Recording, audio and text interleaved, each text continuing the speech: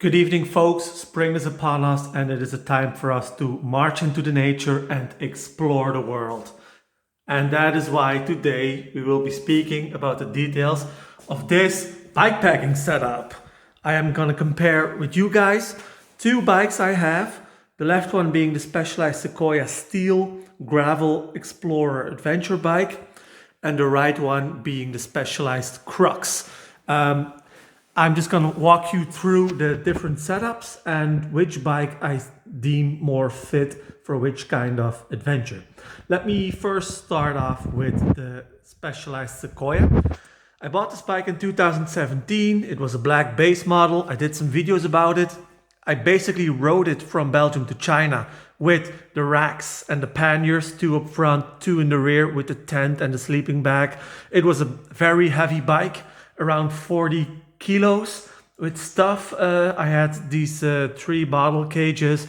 It was a heavy bike. It was also spec'd in its basic componentry. That is the Specialized, what am I saying? The Shimano Sora group set, the standard Specialized wheels, which were awful, heavy and very poor quality, and the other basic Specialized componentry, such as that worthless saddle they had. After the trip, I had this whole thing revamped, and we're now looking at a Specialized still base model steel frame, but with a full 105 group set, but with a Ultegra crankset and also Ultegra brakes, only the old 505 shifters. Apart from that, alloy componentry and then a comfort saddle. And the tires I have on here are the Panaracer Gravel King 43 millimeters, and they are laced to this DT Swiss 350 custom wheel set with 32 spokes and a wide 22 millimeter internal rim. And this bike, well, it used to be around 16 kilos with the heavy wheels and all, and that was just awful. But this bike, like this, has gotten below 13 kilos, which is heavy for a race bike, but for a gravel adventure bike, that is very acceptable. Then we're gonna first move on to this beautiful girl, and this is the Specialized Crux, which I bought 2 years ago. I had used it as a gravel bike before. I have used it as a road bike with high carbon wheels, and now this one is ready as a, let's say, gravel bikepacking light bike setup. Quickly run you through this. This is a carbon frame set. We have a alloy seat post. I do have a carbon seat post, but for the sake of bikepacking, I'm using a alloy seat post. I have a Aeolus Bond Raider 3V carbon wheel set. It's a very wide one, so I love that one. It's a Shimano Ultegra group set, but with the exception of the absolute black oval chain rings. You don't see them now, but they're 48 to 32. And I have a arrow handlebar, as you can see.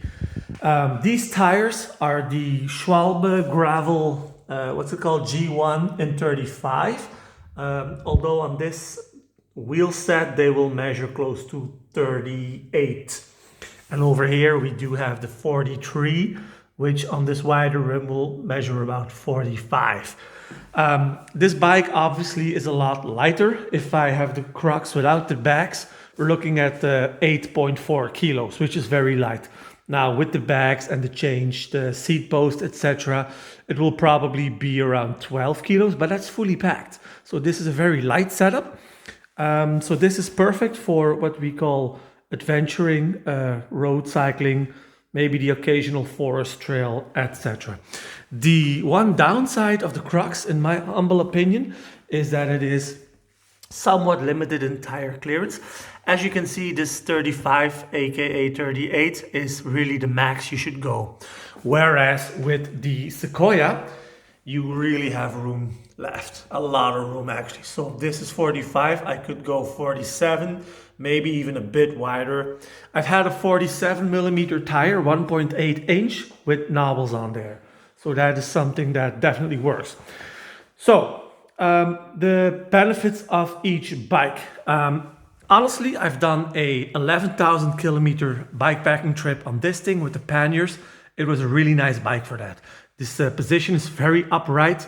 So you have a high vision, you have a good position with your back. But of course, it's not a race geometry. So this is very, very relaxed, which means lower speeds, but who cares when you're out adventuring? You have all day for your 100-kilometer stretch. So what's the rush? On this side of the spectrum, this is actually a cyclocross bike. And I also have a Specialized tarmac, and the tarmac is really aggressive on the roadside. And I had been cycling on that thing for many months when I went back to this one. And I did notice that this one is, compared to the tarmac, more upright, less aggressive. But compared to this thing, it is more aggressive. So the question is, will it be a good setup for a very long bikepacking trip? I tend to doubt it. Also, there's no way to attach anything to the frame. So the entire setup I'm using are these fixed bags, basically bikepacking bags. Whereas with this bike, you can go with the racks and the panniers, and it's just a more stable and robust construction. So once again, if you're going for a long bike trip, and I'm talking 4 months plus 10,000 km, 15 countries, stuff like that, the Sequoia is your playmate. This one, on the other hand, I will be using it in a few weeks, and I will do this 2,500 kilometer bikepacking tour across Central Europe. I will not be taking the tents, but I will be taking my clothes, my bike repair kit, electronics, some snacks, food, drinks over there, and then also the camelback. So that's what I consider a light setup. I do believe that this one is a winner because it will be snappier on the climbs. It will be easier to get to my 140 kilometers per day target. Whereas with this bike, it would be more of a drain in those conditions.